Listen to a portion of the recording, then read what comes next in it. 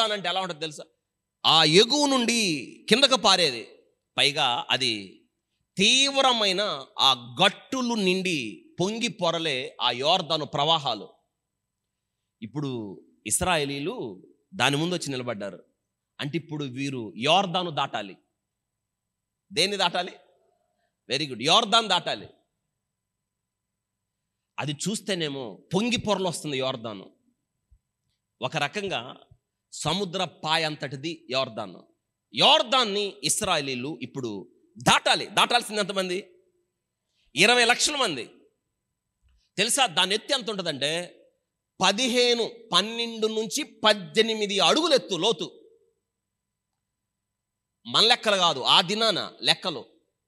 20 లక్షల మంది దాటాలి. దాదాపు 18 అడుగుల ఎత్తు, దాదాపు అంత ఎత్తు.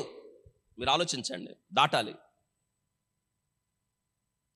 అంత ఎత్తైన యోర్దాను, అంత లోతైన యోర్దాన్ని దాటాలి. ఎవరు దాటాలి చెప్పండి? ఎవరు దాటాలండి? ఇశ్రాయేలు దాటాలి. మీరు ఆలోచించండి, ఇంతకుముందు మనం ఏం దాటినట్టు తెలుసు? వీళ్ళు గుడ్, ఎర్ర సముద్రమును దాటినట్టు తెలుసు.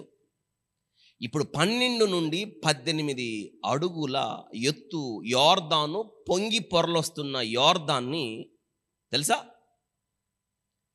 అది ఎంత పొడవు ఉంటుందంటే, ఎంత యోర్దాను ఎంత పొడవు ఉందంటే 1 మైలు అంటే 1.2 కిలోమీటర్స్ దూరం ఉంది. జాగ్రత్త వినండి, 20 లక్షల మంది దాటాలి. 12 నుండి 18 అడుగుల ఎత్తు, 1 కిలోమీటర్ కన్నా ఎక్కువ దూరం దాటాలి. దేని గుండా వెళ్ళాలి? దేని గుండా నడవాలి? నీళ్ళల్లో గుండా, నీళ్ళ మధ్యలో. అంటే ఇప్పుడు మార్గం ఏంటంటే, ఎర్ర సముద్రం మోషే కరసాపాడు, ఏమైంది? అది పాయలైంది. ఇప్పుడు ఎవరు కరసాపాలి? లేడుగా, ఆయన ఉన్నాడా? లేడు. ఇప్పుడు వీళ్ళు వచ్చి ఆ యోర్దాను ముందు ఆగిపోయారు. యెహోషువ యోర్దాను ముందు, ఇప్పుడు యోర్దాను దాటాలి. ఎలా దాటాలి? పొంగొరలు వస్తుంది యోర్దాను. అంత లోతైన యోర్దాను గుండా ఎలా వెళ్ళాలి? 20 లక్షల మంది దాటాలి.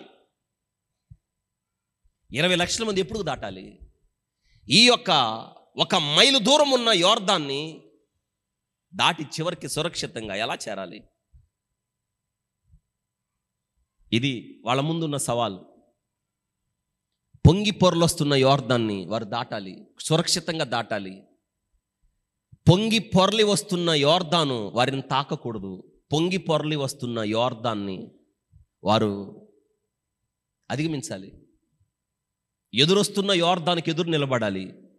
భయపెడుతున్న యోర్దానికి ఎదురు నిలబడి పోరాడాలి.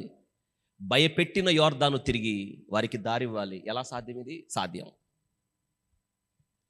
ఈరోజు ఈ వాక్యం వింటున్న మీ జీవితంలో, విశ్వాస జీవితంలో, దేవుని నమ్మిన తర్వాత మీరు దాటవలసిన యోర్దాన్లు బహుశా ఎన్నెన్నో ఉన్నాయి.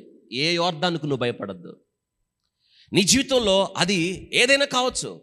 నీ వ్యక్తిగత జీవితంలో, విశ్వాస జీవితంలో, కుటుంబ జీవితంలో నీవు ఎదుర్కొన్న ఏ సవాలైనా కావచ్చు. యోర్దానుతో నువ్వు పోల్చినప్పుడు, యోర్దాను నిన్ను భయపెడుతూ, యోర్దాను నిన్ను కలవరపెడుతూ, యోర్దాన్ని నేను ఎలా దాటాలి అనుకున్నప్పుడు దెర్ ఇస్ ఎ సొల్యూషన్. యెహోషువ భయపడద్దు. ఎప్పుడు ఈ మాట మీ చెవిలో మ్రోగుతూ ఉండాలి. జీవితంలో మనకి ఎన్నెన్నో భయపెట్టే పరిస్థితులు ఎదురవుతాయి. ఒక్కొక్కసారి ఊపిరి తీల్చుకోలేనంత పరిస్థితులు మన మీద ఒత్తిడికి గురవుతాం. మనం ఏం చేయాలి? కళ్ళు తెరిచినప్పుడు మన ముందు యోర్దాను పొంగి వస్తున్నప్పుడు ఎటు వెళ్ళాలి? ఎవరి దగ్గరికి వెళ్ళాలి? అంత యోర్దాను గుండా మనల్ని ఎవరు నడిపిస్తారు? ఎవరు తీసుకెళ్తారు? ఎవరు సురక్షితంగా అద్దరికి చేరుస్తారు? మన జీవితాల్లో కూడా మన ప్రార్థన చాలాసార్లు ఇదే, ప్రభువా ఈ కష్టం ఏంటి ప్రభువా, నాకు ఈ బాధ ఏంటి ప్రభువా, ఈ యోర్దాన్ ఏంటి ప్రభువా, ఇంత లోతైందా, నేను తట్టుకోలేకపోతున్నాను. నేను మనిషిని కదా ప్రభువా, నేను తట్టుకోలేకపోతున్నా, వల్ల కాదు. మనం ఏమంటాం తెలుసా? నన్ను యోర్దాన్ వద్దు ప్రభువా, నన్ను పక్క గుండా తీసుకెళ్ళి అంటాడు. అందుకు కాదు దేవుడు తీసుకొచ్చాడు నిన్న. దేని గుండా తీసుకెళ్తాడు ఆయన? గుడ్, యోర్దాన్ గుండా.